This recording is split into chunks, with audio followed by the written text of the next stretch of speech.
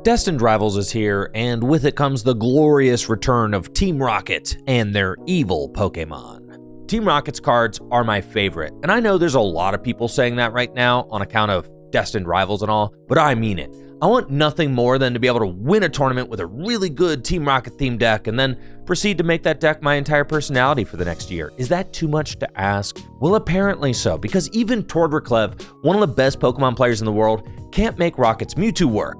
So, what am I to do? Beyond the Mewtwo deck, which I've kind of found to just be okay, the other Rocket's cards that interest me the most are Rocket's Tyranitar and Rocket's Ampharos. These cards are a callback to Dark Tyranitar and Dark Ampharos from the EX Rocket Return set, which form the core strategy of the Rocklock deck, which was a really good deck in 2006. The Rocklock strategy required that you set up multiple Dark Tyranitar and spread damage with its Sand Damage Pokebody, then punish the opponent for evolving with Dark Ampharos' Darkest Impulse Pokebody.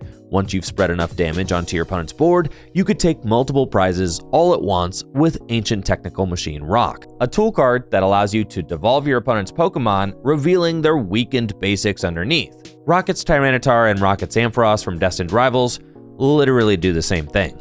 Rocket's Tyranitar has the Sandstream ability that places 2 damage counters on the opponent's basic Pokemon between turns, so long as it's in the active spot. Then, Rocket's Ampharos has the Darkest Impulse ability that places 4 damage counters on the opponent's Pokemon when they evolve. Just like back in the day, we got a tool card, Technical Machine Devolution, that devolves your opponent's Pokemon. There's just one thing holding this deck back from being successful here in 2025. The format is too fast, power creep is too overwhelming, the Pokemon are too big, and of course, Monkey Dory just ruins your whole game plan by throwing all of those damage counters back onto your board, and like half of the decks in standard format right now are playing Monkey Dory. But all hope is not lost. At my local card shop, Full Grip Games in Akron, Ohio, they host Pokemon League on Wednesday and Thursday nights.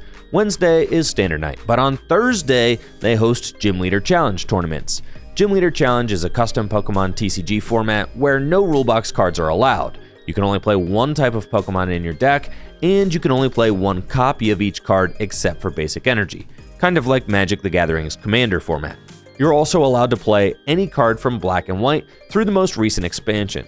Bringing a Rocket deck to my standard league, where players are always playing with the most successful decks from the most recent regional championships, would pretty much ensure that I punt my entry fee into the void.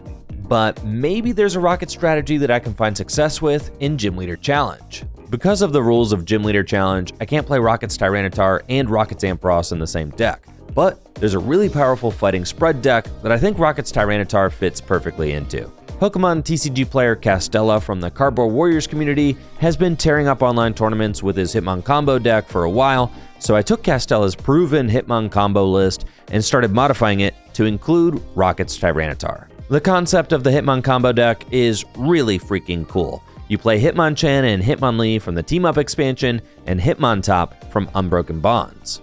Hitmonchan has the Hit and Run attack, which does 30 damage, and you can switch it to the bench if you want. Then Hitmonlee has the special combo attack, which can only be used if Hitmonchan used Hit and Run the previous turn. It does 90 damage to one of the opponent's benched Pokemon. Then Hitmontop has the finishing combo attack, which can only be used if Hitmonlee used special combo the turn previous, which does 60 damage to all of the opponent's Pokemon in play for just a single fighting energy. The Hitmon Bros can put a lot of pressure on the opponent's Pokemon all by themselves. But with Rocket's Tyranitar, this deck reaches another level. Each time one of your Hitmon Bros gets knocked out, you can promote Tyranitar with the Sandstream ability to place 2 damage counters on all of your opponent's basic Pokemon.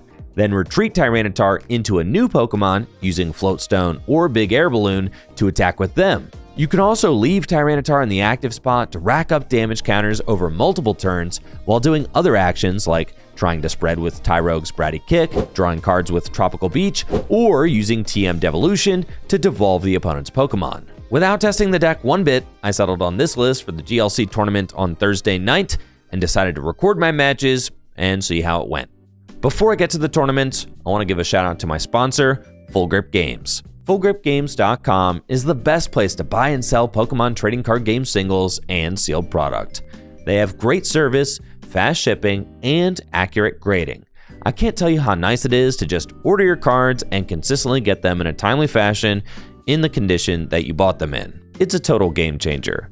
Full Grip has also recently upped their buying price for bulk Pokemon cards. So if you've got extra cards lying around that you want to turn into cash or store credit, make sure to check out the buy list on fullgripgames.com. The content that I create wouldn't be possible without Full Grip Games, so thank you so much for supporting the channel by shopping at fullgripgames.com.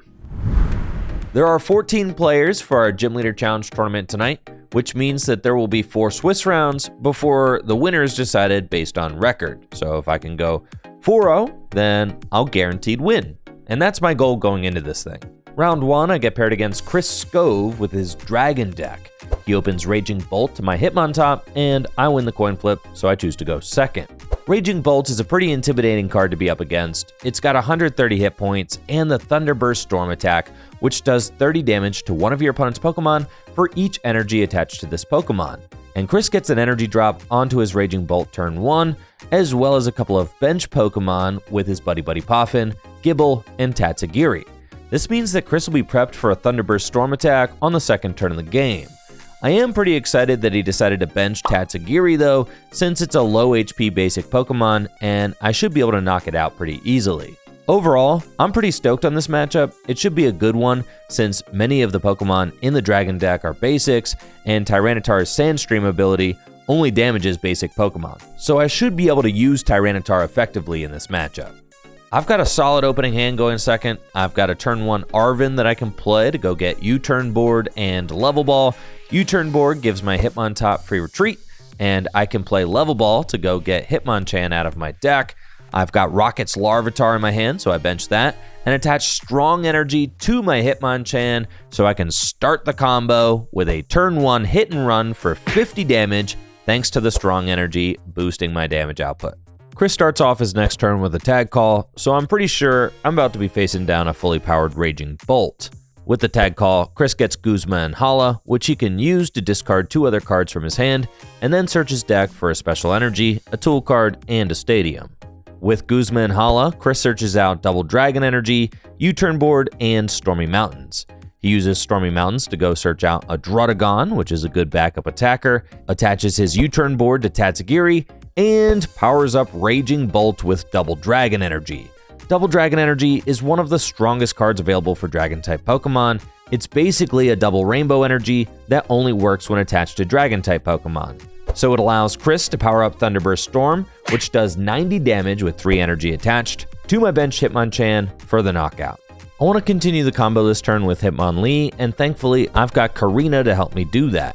Karina gets me Hitmonlee and Escape Rope, and Hitmonlee's special combo attack does 90 damage to one of the opponent's benched Pokemon. I want to damage the active Raging Bolt, so I have to play Escape Rope first to push Raging Bolt to the bench, and then I'm able to use Hitmonlee's special combo attack for 90 damage to knock out Chris's Raging Bolt, removing his board of all energy. I'm feeling really good about this play because Chris doesn't have a backup attacker ready to go yet, and he doesn't have any basic energy in his discard pile, which means that even if he's able to find Raihan, he won't be able to play it unless he's able to also get a basic energy into the discard pile. Unable to find a quick response to Hitmonlee, Chris just has to play Professor's Research to discard his hand and draw 7 cards. Off the research, he does find a Gabite, which is nice. He can evolve his Gibble into Gabite and use its Dragon Call ability to continue filling out his board. He also puts a Fighting Energy onto Gabite to help prepare for a Garchomp attack next turn.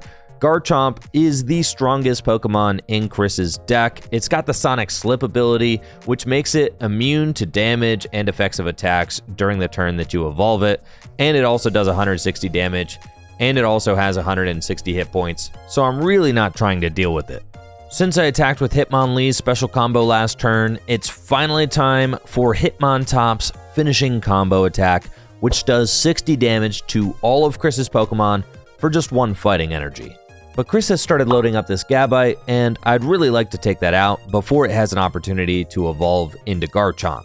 With Versus Seeker, I can recover Karina and play it again to go search my deck for Hawlucha and Scoop Up Net. With Hawlucha, I can use its Flying Entry ability to place a damage counter on 2 of Chris's bench Pokemon. So I place a damage counter on Gabite and Regidrago, and then I do it again with Scoop Up Net. This puts Gabite within range of finishing combo, so I retreat my Hitmonlee, grab a fighting energy out of the discard pile with Night Stretcher and attach it to my Hitmontop, and finishing combo for a knockout on Gabite and 60 damage to everything else. I don't want to get ahead of myself, but I've pretty much already won at this point. Chris has 4 heavily damaged basic Pokemon in play, and I have 4 prizes left. I'm in the prize lead, and all I have to do is set up this Tyranitar, put it in the active spot, and let its Sandstream ability go to work on the remainder of Chris's Pokemon until I win. Chris is able to find teammates off of Tatsugiri's Attract Customers ability and uses it to go get Super Rod and the Double Dragon Energy that he recovered with Special Charge last turn. Super Rod allows him to recover his Gabite line, which he starts trying to reestablish, and he uses Double Dragon Energy to power up Drampa's Berserk attack, which does 70 damage plus 90 more damage if any of his bench Pokemon have damage counters on them. And they do.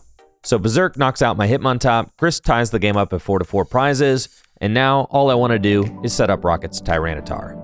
I'm considering playing Pokegear, but I realize with Rocket's Pupitar in my hand, all I need is an energy, and I can use Pupitar's Explosive Ascension attack to evolve into Tyranitar while also dealing some damage. All I have to do to ensure I get the energy I need to attack is play Colress's Tenacity. Colress's Tenacity allows me to get a Stadium and an energy card out of my deck and put them into my hand. I get a basic Fighting Energy and Training Court, which also allows me to recover a basic Fighting Energy from my discard pile. U-turn board to Halucha, and I retreat into Rocket's Pupitar and go for the Explosive Ascension attack, which does 30 damage and allows me to go and search my deck for a Rocket's Tyranitar and evolve Pupitar straight into Tyranitar. The cool thing about this play is that Rocket's Tyranitar's Sandstream ability actually procs because the attack resolves and then the ability procs between turns, so I actually take a knockout on the Tatsugiri while spreading 20 damage to all of Chris's basic Pokemon between turns. Chris is in a dire position right now as he's got a bunch of Pokemon in play that are all going to be getting knocked out by Sandstream over the course of the next turn or so, and I've only got 3 prizes remaining. He decides to evolve up his Applin and play Escape Rope so that he can take a knockout on whichever Pokemon I promote with Flapple. But what's insane about this is that I can just promote Rocket's Tyranitar after the knockout, proc its Sandstream ability to deal 20 damage to all of Chris's basics, and then just immediately pass turn again to deal 20 more damage to all of his basic Pokemon and win the game by taking my final 3 prize cards. Drampa, Regidrago, Druddigon, and Gible all get knocked out by Sandstream damage over the course of this turn.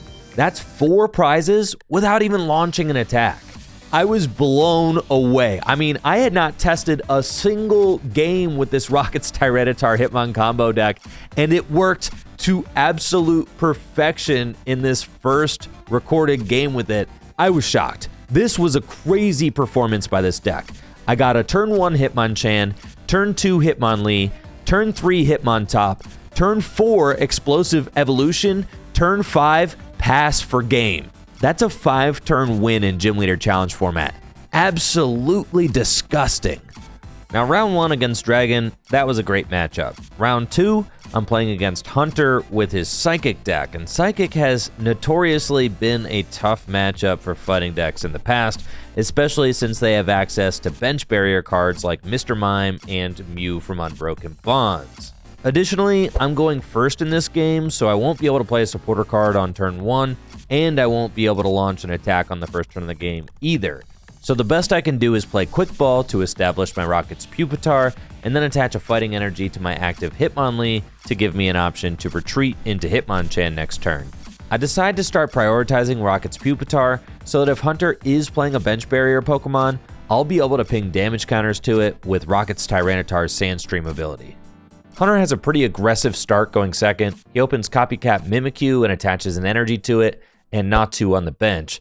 Then he plays Professor's Research to discard his hand and draw 7 cards, where he finds Buddy Buddy Poffin, and immediately I see I am going to be facing a bench barrier Pokemon as Mr. Mime and Ralts hit the bench. Mr. Mime has the bench barrier ability, which prevents all damage done to your bench Pokemon by your opponent's attacks. And my deck's entire strategy is to damage bench Pokemon with my attacks. I do have the option to go with Tyranitar to try and damage this Mr. Mime, and I'm playing a copy of Silent Lab so I can turn off basic Pokemon's abilities if I get Silent Lab into play. Hunter ends his turn with a Filch to draw 2, and it's back over to me. Now here, I have to decide how I want to proceed with this game. I've got Tag Call, so I could get Guzma and Hala and just go straight for Hitmonchan and start doing the whole combo thing, but I'm up against Mr. Mime, so in order to have an effective combo, I will have to find Silent Lab. I give myself the option to potentially find Karina off of Pokegear, which would allow me to get the turn 2 Tyranitar into play, so I can start spreading damage onto Hunter's board now. I feel like that would probably be my optimal line, but I don't find Karina off the Pokegear, so I decide to go with Tag Call for Guzma and Hala instead, and just proceed with the Hitmon combo. I'm weighing what to discard with Guzma and Hala, trying to decide between Cynthia and Caitlyn and Colress's Tenacity, but I end up deciding to keep the Colress's Tenacity in my hand so that I do have a guaranteed out to go find Silent Lab if I need it. Off Guzma and Hala, I get Brookla Hill, Strong Energy, and U-Turn board. I use the Brookla Hill to go search out Hitmonchan and then attach a Strong Energy to it. I attach U-Turn board to Hitmonlee to give it free retreat, and swing into Mimikyu for 50 damage with Hit and Run, switching back into Hitmonlee with the U-Turn board. Honestly, I'm not expecting a whole lot from Hunter this turn, since Psychic usually takes a few turns in order to get rolling, but he's got a great hand, plays Evolution Incense to go get Xatu, and Mysterious Treasure to go grab Kirlia. Off the Bird Keeper, Hunter is looking for a Pokemon to start accelerating energy to with Xatu's Clairvoyant Sense, but doesn't quite have one yet, so he goes for Refinement and finds Iron Boulder. But at this point, Hunter's hand is huge, and I've only got 3 cards in my hand. So if he wants to take a knockout with Iron Boulder, he's going to have to whittle his massive hand down to just 3 cards. So he uses Clairvoyant Sense to accelerate an energy to Iron Boulder and starts burning resources. He plays Escape Rope, and I promote Hitmonchan. He benches this Galarian Articuno for no effects just to get it out of his hand, puts Dimension Valley into play, which allows his Iron Boulder to attack for 1 colorless energy less, attaches Recycle Energy to Kirlia, plays Palpad, and finally, he's got a 3-card hand and can Adjusted Horn for the knockout. Hunter has had a very strong game so far, and I'm not gonna lie, I'm pretty intimidated. Iron Boulder has 140 hit points and a fighting resistance, and his board is completely set up already. With just 4 cards in hand, I have to decide how I want this turn to play out. I've got Colress's Tenacity, so I could use that to go search out Silent Lab, so that I can use Hitmonlee's special combo to knock out Mr. Mime. I also have Teammates, which would allow me to get 2 cards out of my deck since a Pokemon was knocked out last turn, but I'm not feeling like that would give me enough hand advantage to compete with what Hunter's got going on his side of the board. So I decide to Rescue Stretcher for Hitmonchan and go for Cynthia's Ambition to fill my hand 8 cards. I'm hoping that this play will kind of help me to do everything. Get an attacker for next turn, help set up Tyranitar. I really need a lot, so Cynthia's Ambition feels like the right call. Unfortunately, I don't find Pupitar or Tyranitar, but I pretty much got everything else. I've got a Hitmontop with an energy for next turn, and Silent Lab, which is going to allow me to turn off Mr. Mime's Bench Barrier ability and effectively use Hitmonlee's special combo attack to deal 90 damage to a bench Pokemon. I'm hoping that since Hunter just played Dimension Valley, that he doesn't have another Stadium in hand to counter my Silent Lab, and that it will stay in play long enough for me to use Hitmontop's finishing combo attack. For Hitmonlee's special combo, I've got a choice between knocking out Kirlia or Mr. Mime. I opt to knock out Kirlia because it's part of Hunter's draw engine, and if he's able to evolve into Gallade, that could get really problematic. Gallade has 160 hit points and a fighting resistance. Mr. Mime, on the other hand, could get recovered very easily, and I'm still planning on using Tyranitar's Sandstream to hit Mr. Mime later in the match anyway. Knocking out Kirlia looks like it was a good call. Hunter has Gallade in his hand, as well as a Teammates, so he can play Teammates and go search his deck for whatever 2 cards he wants. As soon as he plays Teammates, I know for a fact that my Silent Lab is a goner, as he will definitely dedicate one of those grabs off Teammates to removing Silent Lab so that he doesn't have to deal with my finishing combo attack.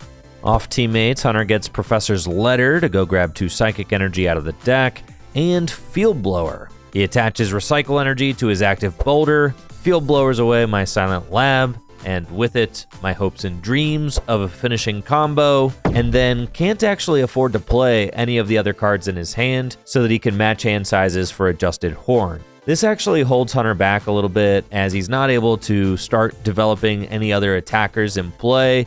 He's not able to use Clairvoyant Sense to draw more cards. He has to kind of just pause here and hope that Iron Boulder can carry. With Silent Lab down and no way to recover it, the comboing is officially done for this match. So I got to figure out another way to finish taking these remaining 5 prize cards. And I'm thinking that Tyranitar is going to be the way. So I promote Larvitar and use teammates to go get Rocket's Pupitar and Big Air Balloon. I decide to go through Rocket's Pupitar using the Explosive Evolution to get Tyranitar into play so that I can save Rare Candy in my deck in case Tyranitar gets knocked out, and I want to try and quickly evolve it back into play later in the game. Explosive Evolution unfortunately doesn't do any damage because of Boulder's fighting resistance, but Tyranitar's Sandstream kicks in and deals 2 damage counters to all of Hunter's Pokemon, knocking out Mimikyu on the bench. I also play my hand down to just a few cards to try and make it difficult for Hunter to match hand sizes again next turn. At this point, I'm feeling pretty solid about my position. Tyranitar has 180 hit points and it's pretty difficult for Hunter to knock out. Unless he's got a Muscle Band or maybe a Latias, he's not going to be able to one-hit KO Tyranitar this turn. He quick balls for a Duskull and benches it. If he had the Duskull in play a turn earlier, he'd be able to evolve into Dusclops so that he could Cursed Blast and then knock out Tyranitar that way, but that play is not available to him this turn. Then he uses Clairvoyant Sense to accelerate an energy to Galarian Articuno and plays Birdkeeper to extend his hand even further. And at this point, I'm thinking there's no way that Hunter is able to match my hand size of 3 after drawing all of these cards. But he's able to bench Inkay out of his hand, attach another energy to his Galarian Articuno, and then play Ultra Ball for no effect to thin his hand back down to just 3 cards. With matching hand sizes yet again, Iron Boulder swings in for another 170 damage. The nice thing about all of this, though, is that Hunter had to extend his bench in order to match hand sizes, so I'm getting a lot more value out of Sandstream this turn since I'm hitting Duskull and Inkay on the bench. I bench Tyrogue and play Professor's Research to discard my hand and draw 7 cards. I really want to find Okidogi so that I can start powering it up so that I have some sort of attacker once this Tyranitar goes down, and thankfully I do find Okidogi off of the Research and a Night Stretcher, so I can play Night Stretcher to get a fighting energy out of my discard pile and attach it to Okidogi. Now, Okidogi is just 1 rainbow energy away from being able to do 170 damage with its Good Punch attack. Unfortunately, Okidogi is weak to Psychic, so it's probably going to get one-hit KO'd by anything that Hunter attacks with, but 170 damage for 2 energy is still really good, so I want to start loading that up now. And to end my turn, I'm going for the Tyrogue play. Tyrogue has the Bratty Kick ability, which allows me to flip a coin, and if heads, I place 3 damage counters on one of my opponent's Pokemon. This ability is really good, but it does end my turn, which doesn't really matter though, because I was going to pass with Rocket's Tyranitar in the active anyway, so this just gives me another way to get additional damage on Hunter's board. And if I can flip heads, I'll get to knock out Hunter's Duskull. Unfortunately, however, I flip tails, but Sandstream still kicks in and deals 20 damage to all of Hunter's basic Pokemon. Hunter and I may be tied at 4 prizes now, but things are about to get nasty. He evolves into Dusclops and uses its Curse Blast ability to finish off my Rocket's Tyranitar, which gives each of us a prize card, bringing it down to just 3 apiece. Then he uses Clairvoyant Sense to power up Galarian Articuno and draw 2 cards, and plays Avery to draw 3 more cards. Flips his prizes over for the rest of the game with Town Map, and then plays Rescue Stretcher to bring Ralts out of his discard pile. He's got Rare Candy Gallade in his hand, and I'm sure he's anxious to get Gallade into play so that he can finish off this game. And then for the 4th straight turn, Hunter's able to match hand sizes again, and uses Adjusted Horn for the knockout, going down to just 2 prizes remaining. Things have really escalated, and I have the potential to win the game this turn. Both Mr. Mime and Inkay are very close to getting knocked out on the bench, and my Okidogi is just 1 rainbow energy away from being able to attack. So in order to win, I need a 3-card combination. If I get Hawlucha out of my deck, I can use its Flying Entry ability to place a damage counter on both Inkay and Mr. Mime. But then I need Scoop Up Net to reuse its ability so that I can finish off Inkay, since Inkay has 20 hit points left, where Mr. Mime only has 10. I have Versus Seeker in my hand, so I can use it to get teammates and then search my deck for 2 of the 3 cards that I need in order to win. I'm originally thinking that I want to go get Hawlucha and Scoop Up Net so that I can guaranteed knock out Mr. Mime and Inkay before Inkay has an opportunity to evolve up into a Malamar that has more hit points. That would bring me down to just 1 prize remaining, and if I can find a Rainbow Energy for Ogie Dogie the following turn, that should allow me to win the game. But as I'm searching my deck, I realize that Scoop Up Net is prized, so I have to go with a different plan. I grab Unit Energy and Hawlucha off of teammates and use Hawlucha's Flying Entry ability to knock out Mr. Mime and put a damage counter on Inkay, and off the prize card, I find the Scoop Up Net I need to win, so I get to reuse Hawlucha's ability, knock out Inkay, attach Unit Energy to Ogie Dogie, and take the 3 prize turn to win the game. I'm popping off at this point. I can't believe that I was able to beat Hunter's Psychic deck with a Bench Barrier Pokemon without using Hitmontop at all. It's all thanks to Rocket's Tyranitar. This card was crazy in this matchup and helped get those basic Pokemon within range of Hawlucha so that I could take the multi-prize knockout to win. At this point, I'm so hyped and I am completely buying into the deck. I think that it has the potential to win the event, but I still have 2 rounds left to play and the toughest matches lie ahead. Round 3, I'm playing against Alex Carpenter with his Water deck. Alex Carpenter is one of the most accomplished Gym Leader Challenge players in our area.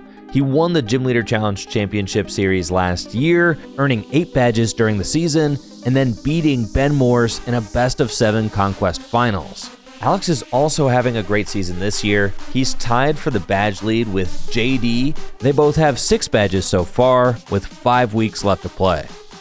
Diving right into this game, Alex won the flip and chose to go second, so I went first, couldn't do anything, and just had to pass it over to him. Alex has got a turn 1 Iono and a Finizen in the active spot. He retreats Finizen into Basculin and uses Basculin's free Gather the Crew attack to establish Remoraid and Sobble. Immediately, I'm stoked on this matchup because even though Water decks can play a Bench Barrier Pokemon, they have Manaphy available. I know for a fact that Alex never plays it, so I probably don't have to worry about Bench Barrier in this matchup. I've got a phenomenal opening hand, and I'm choosing between Guzma and Hala and Karina as my turn 1 supporters.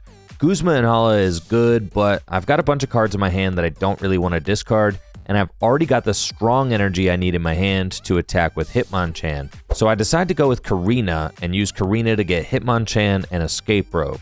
I don't mind pushing around Hisuian Basculin with Rope this turn, since I'll probably get to knock out Hisuian Basculin later on in the match with Finishing Combo. Alex promotes Sobble and I hit and run for 50, choosing not to switch my Hitmonchan to the bench. During his turn, Alex just has to Versus Seeker for Iono again, and we both draw 6 new cards. He evolves Basculin into Basculegion, benches a Wailmer, and attaches a Reversal Energy to it, and that's it. No Octillery and no Drizzile yet, so I'm loving that. Off the Iono, I don't find any supporters to use, but I've already got Hitmonchan, Hitmonlee, and Hitmontop in play, so I'm kind of chilling. I use Nest Ball to go get Rocket's Larvitar, and then retreat Hitmonchan into Hitmonlee, attach a Fighting, and special combo for 90 damage to Alex's Wailmer. I decide to hit Wailmer for 90 instead of taking a knockout, because if I do take a knockout, then all Alex needs is Wailord and an energy, and I'll be getting severely punished. Refusing to take a knockout also denies Alex teammates a Raihan, which are valuable ways for him to get into this game. Alex top decks Level Ball, which helps to bail him out since he can use it to go find Drizzile and use its Shady Dealings ability. With Shady Dealings, Alex goes for Ball Guy so that he can evolve up a couple Pokemon on his bench and keep them from getting knocked out by Hitmontop's Finishing Combo. With Octillery and Wailord at the ready on the bench, there's not much else Alex can do, so he just has to pass it back over to me, and now it's time for Finishing Combo. I top deck Arven, which is awesome, because I didn't get to play a supporter last turn. Off Arven, I'm just grabbing U-turn board to preserve this energy on my Hitmonlee when I retreat it, and I get Pokegear so that maybe I'll have an opportunity to find a better supporter next turn. I also have Ultra Ball in my hand, which I want to use to go get Hawlucha out of my deck so that I can use its Flying Entry ability to put a damage counter on Alex's benched Finizen and Timpole Both of these Pokemon have 70 hit points. This will bring them down to 60 and make it so that my finishing combo takes 3 prizes this turn, knocking out Drizzile, Tympole, and Finizen. This is a huge turn for me, but Wailord is still going to be tough to knock out. It's got 200 hit points and the jumbo-sized ability, which makes it take 30 less damage from the opponent's attacks. But with 120 damage on it, I'm thinking that maybe I can just poke it for a little bit and then finish it off with Technical Machine Devolution later. We've got a very lopsided prize race going on, so this N is about to hurt. I'm only going to get 3 cards to Alex's 6. As he plays the N, Alex is joking that this prize deficit is actually going to help him keep Wailord's reversal energy powered up for longer, as it only provides 3 rainbow energy while you're behind on prizes, and it looks like it might be that way for a while. Alex slaps a water energy on Basculegion and then plays Scoop Up Net on his heavily damaged Octillery and puts Remoraid back down so that he can evolve it into a fresh Octillery next turn. Anytime somebody completely heals a Pokemon against a spread deck, that could be tough, so I'm going to have to overcome this in the turns ahead. With Alex just now taking his first prize, I've got time on my side and am deciding between Teammates and Cynthia and Caitlin. Cynthia and Caitlin can help me get my hand size up while also recovering a supporter card from my discard pile. I could play Teammates and go get Muscle Band out of my deck so that I can use Hitmonchan's Hit and Run to actually deal 20 damage to the Wailord, which then would set it up for a Technical Machine Devolution play later. But since I already had the fighting energy in my hand to guarantee an attack with Hitmonchan, I think I'm comfortable just drawing cards this turn and getting more pieces to work with. I do know that since Alex has played N, Iono, and Versus Seeker, the odds of him disrupting my hand to a low hand size again are pretty small. So I go for Hitmonchan's Hit and Run, which does 0 damage up against Wailord's jumbo-sized ability, but I do set up Hitmonlee for a special combo next turn, which I can use to knock out Octillery. I drew into some good options off Cynthia and Caitlin, but Alex has Marnie, which is going to send my hand to the bottom of my deck, and I only get 4 cards to his 5. Off Marnie, he plays Escape Rope, I promote my Rocket's Larvitar, and he takes another knockout, going to just 4 prizes remaining.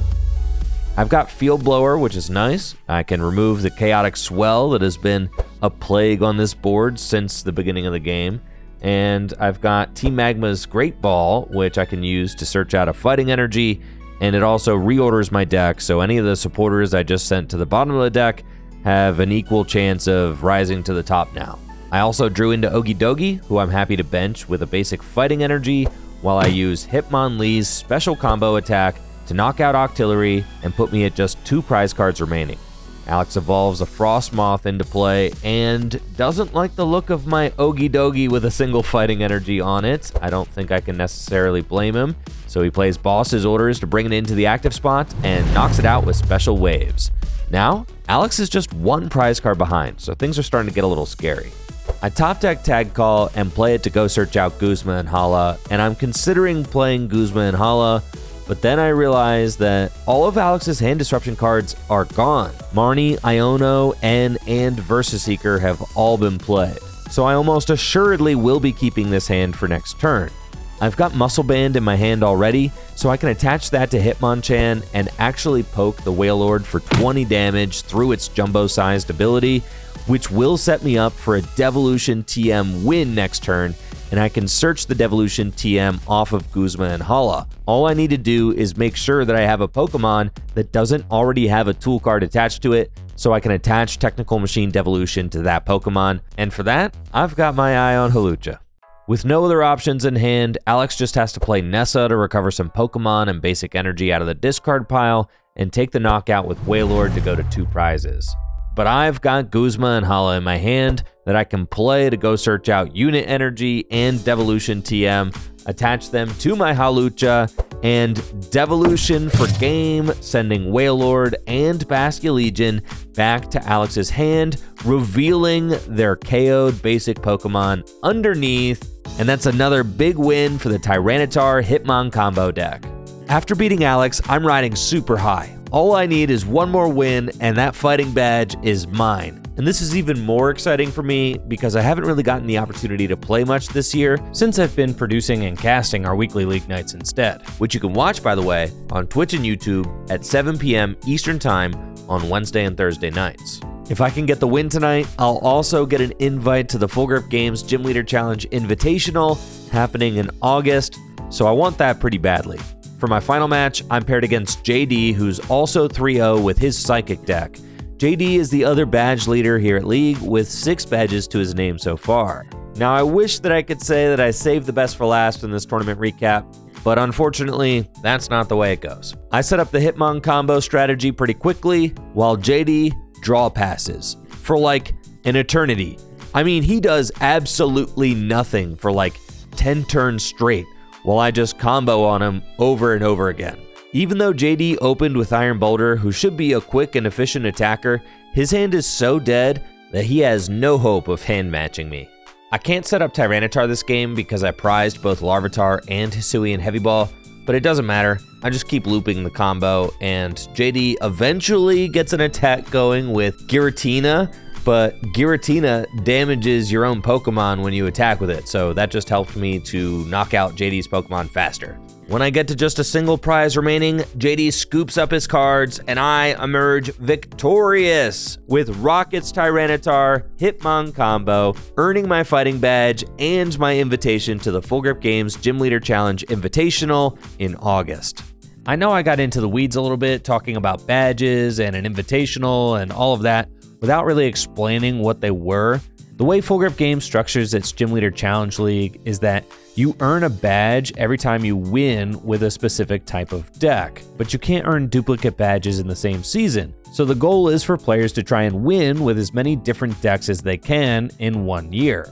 All of the players who have earned at least 1 badge at Full Grip Games League get an invite to the Gym Leader Challenge Invitational. So now that I have a badge, I can play, which I'm really excited about. And I'm thinking that I may try to produce that event like I produced this one, though it was a lot of work, so we'll see. As far as the list goes, I really like the list that I played for the tournament. However, I didn't end up using Blood Moon Ursaluna once, so I cut that thing for a Raihan to make it easier for me to attack with Ogie Dogie in a pinch. And if you don't have access to a tropical beach, no worries, Jubilife Village works just fine. I know this is a little bit of a different kind of video than I usually make, but I hope you enjoyed it. Let me know what you thought in the comments below, and make sure to give the video a thumbs up if you liked it. Y'all take it easy and have a great day. I'll catch you next time. See ya!